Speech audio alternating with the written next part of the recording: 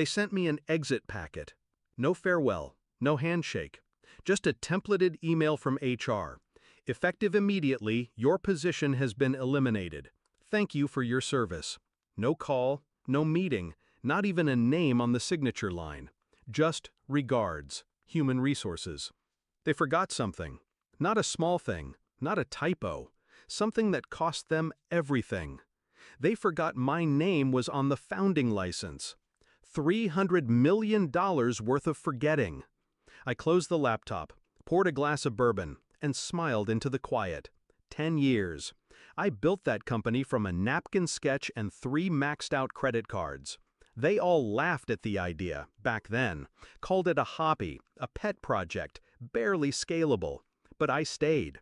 I built the code, wrote the architecture, designed the product from scratch. They brought in investors. I brought results. They brought in consultants.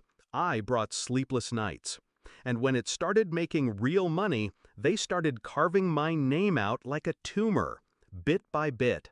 They stopped CCing me on strategic calls, stopped inviting me to board dinners, redefined my title until it meant nothing but paper. And when I pushed back, they smiled, like I was the one being unreasonable. They thought they were cutting fat. They didn't realize they severed the spine. I didn't respond to the termination email, didn't call anyone, just listened, watched, let them believe I was gone, erased. It gave them confidence, which made them sloppy. I started gathering original contracts, state registration documents, the founding license filed with my name, signature, and notarization, buried in a legal vault they forgot existed. I called a silent attorney, not a firm, a fixer, one who specialized in surgical corporate destruction. She read everything in silence, then looked up at me and said, "They're fucked. Entirely." We began without a word to them, an injunction filed quietly, freezing accounts, halting board actions, flagging the upcoming acquisition with legal barriers thick enough to choke a whale. Their CFO panicked first, tried to call me.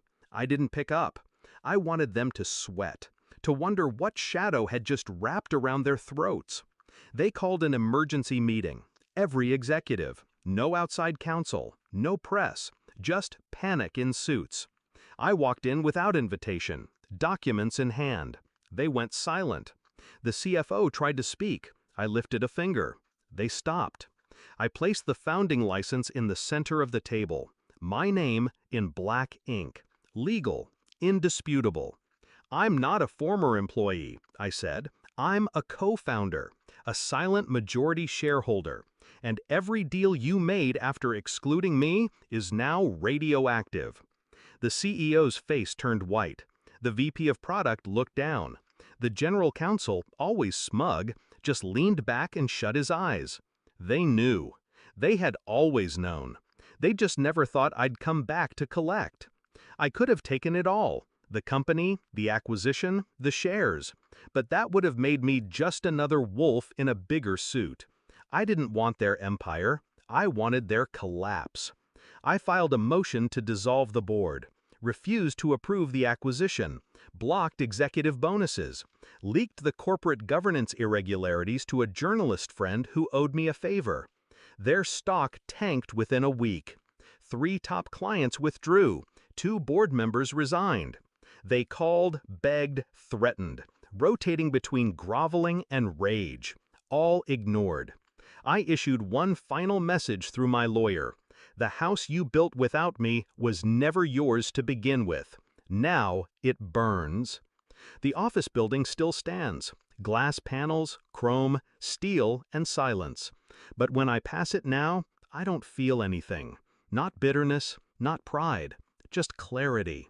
You don't always need to scream to be heard. Sometimes the sharpest vengeance is paperwork filed in the dark. I gave them 10 years of loyalty. They gave me 1 line in an email. Now, all they have left is regret. And me? I have my name, in ink, where it always belonged, etched in the ashes.